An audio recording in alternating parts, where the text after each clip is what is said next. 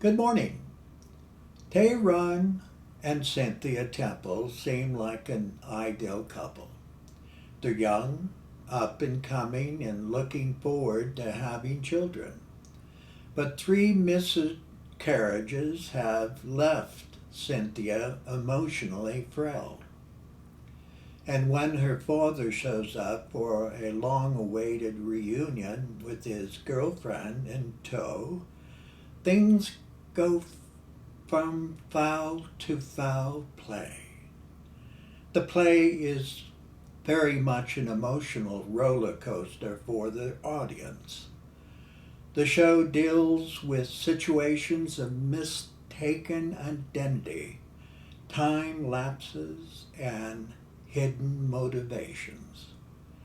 It's set in 1937 in the quaint city of Coeur, Idaho. In only seconds of their departure, Cynthia enters a doorway to the den. She is dressed in a formal evening gown with her hair nicely styled. She enters, moving to the window. She is suddenly alarmed by the presence of Rosalind Stevens. Rosalind is wearing a gray two-piece woman's suit with an entirely different hairstyle from the last time we had seen her. Instead of a smooth southern accent, she speaks in an English accent. You must be Sid's daughter, Cynthia. I'm sorry for barging in like this, but a man I believe to be your husband opened the door saying I would find you in here.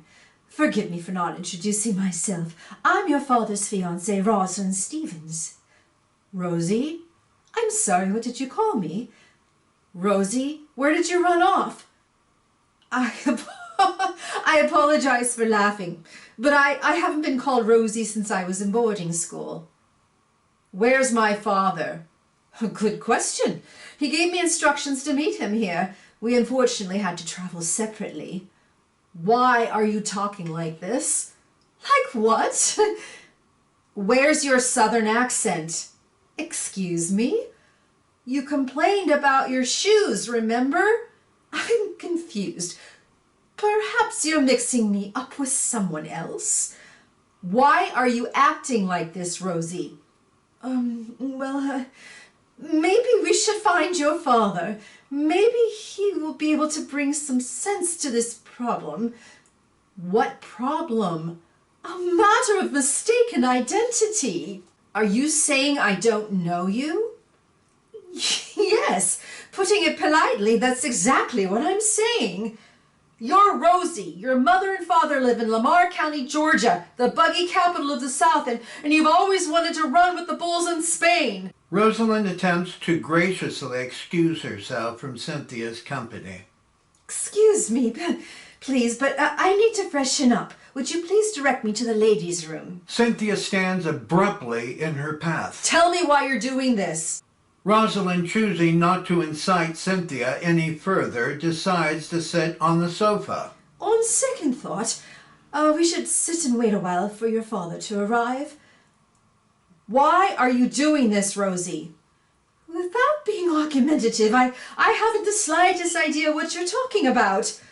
You're acting like we've never met. Because we haven't. You've never seen me? Listen, Cynthia, I don't profess to understand what this is all about, but if we remain calm, I'm confident we will find a reasonable explanation. You're calling me a liar. No, this is just a horrible misunderstanding. Why are you lying? I'm not lying to you. Please believe me.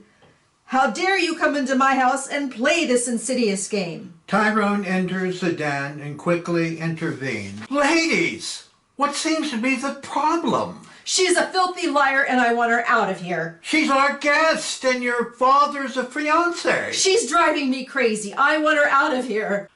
Tyrone puts his arms around Cynthia, attempting to comfort her. Please, dear, let me help you to our bedroom so we can discuss this in private. Cynthia pulls away from him. No, you're all trying to drive me crazy. No, darling, nobody wants to hurt you. Cynthia moves to the doorway of the den. I'm going for a walk, and when I return, I expect her to be gone. Do you hear me, Ty? I want her out of my house. Cynthia departs from the den, leaving Tyrone and Rosalind in silent disbelief. I'm terribly sorry. I don't know what Sydney has shared with you, but Cynthia is going through a rough time. When she calms down, you'll see she's really a sweet person. There is no need to apologize. I live in New York City. Trust me, I've seen everything. I believe you. May I fix you a drink? We haven't been formally introduced. I'm Rosalind Margaret Stevens. Well, I'm Tyrone Temple. It's a pleasure having you in our home. Lovely. Did you design the interior? Full credit goes to Cynthia and her artistic flair. I merely signed the checks. She has exquisite taste. How are you at making martinis? I'd never be hired as a bartender, but they're decent enough. Good.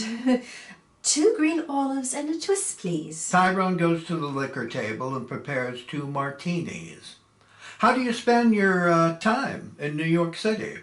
I work for the Floyd Benson Agency, have for nearly 10 years. That's right. Yeah, Cynthia mentioned something about Sydney meeting you at an agency several years ago. That's the one. So did you hit it off at first sight? The truth is, I wanted to hit Sydney at first sight. He was terribly obnoxious and wouldn't take no for an answer.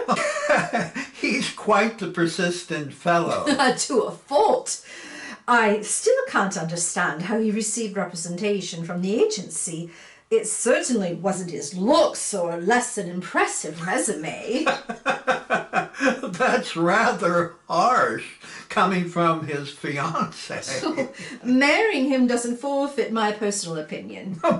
But you admire his ability as an actor, don't you? Well, most actors are one step from the loony house, with the other firmly stuck in a bottle. Not to mention having a roving eye for every loose skirt that scampers by. Once they set foot on the stage, their minds turn to mush. Why marry then? Actors are never boring. There must be another reason. No, a good laugh wins over a luxury yacht every time. Well then, to all the jolly actors in the world.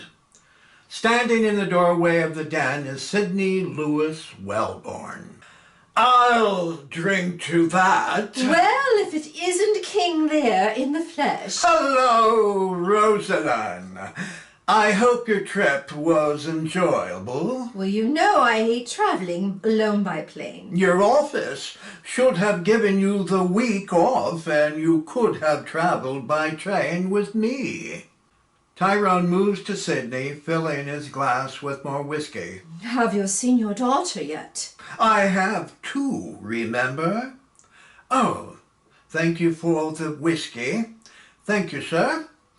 Cynthia. At the moment, I'm with Samantha in the garden, and I can't leave her hanging. Oh, not by the neck, I hope. She has a habit of running at the mouth with sick humor. No problem here.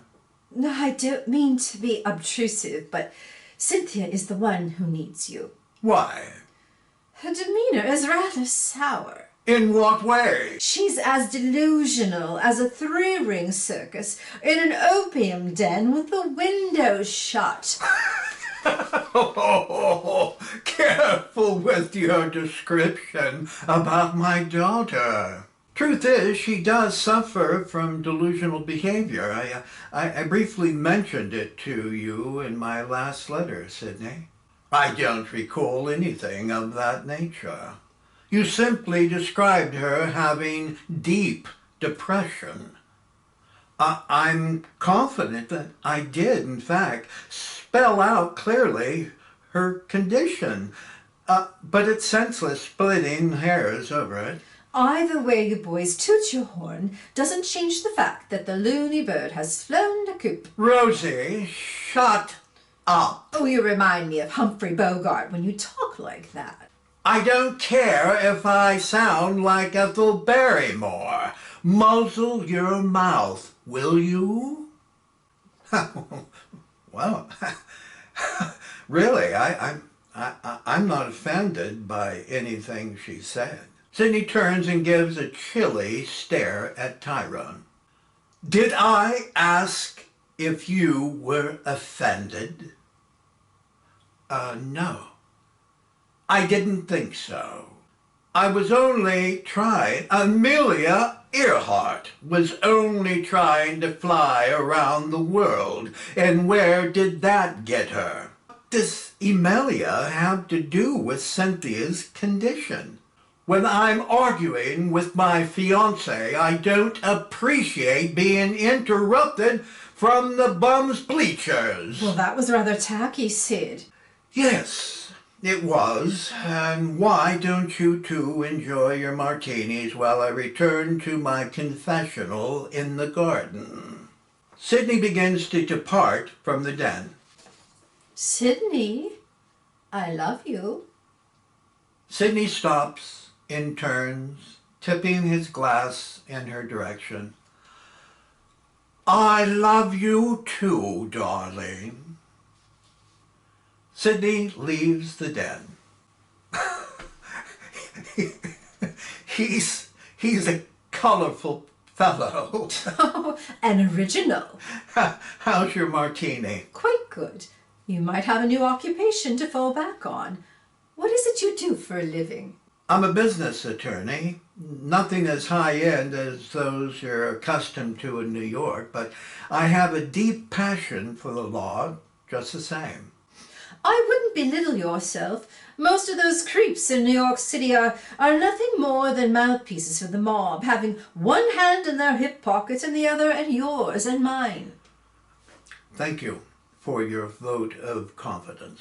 I'm sorry if I appear calloused against your wife. I don't mean to be insensitive. I appreciate your concern, but an apology isn't necessary.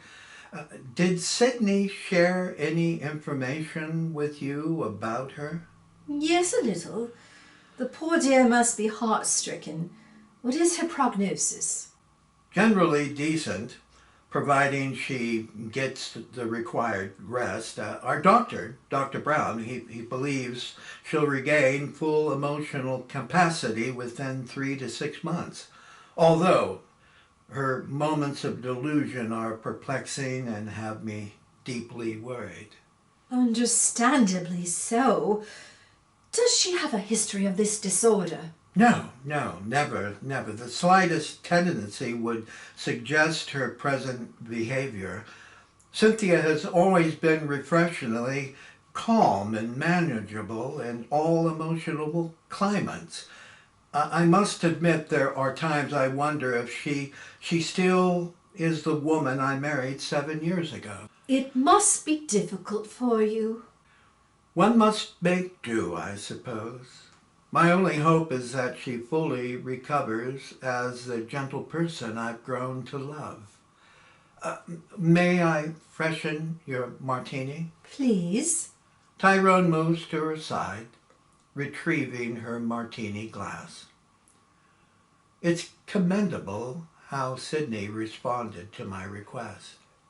Frankly, I wasn't sure how he would react. For his children's sake, I'm grateful he decided to come. Those who know him best believe his true genius is attributed to his often frustrating spontaneity. If you don't mind my asking, doesn't this annoy you? Are you peeking in my closet, Mr. Temple? They silently stare in one another's eyes as the lights go black.